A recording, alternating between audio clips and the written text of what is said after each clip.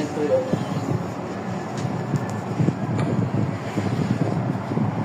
Parang nakadikit to sa tali. Tali lang naman. Gumagalaw. Oh, para airplane lang talaga. Nag-ano tayo eh. Kamay lang. Lalanding. Dito tayo galing. No, dito tayo galing kanina. Sinunong daan talaga. Makarating sila sa taas. Galit din ang pagkakagawa nila rito.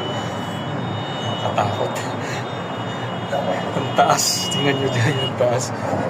Ayun na. Paikot-ikot yung daan dito sa taas. At mamaya, ikot lang kami. Babalik na naman kami dito sa taas. Ayun, gitu. Ang sakay dito guys, 75 real.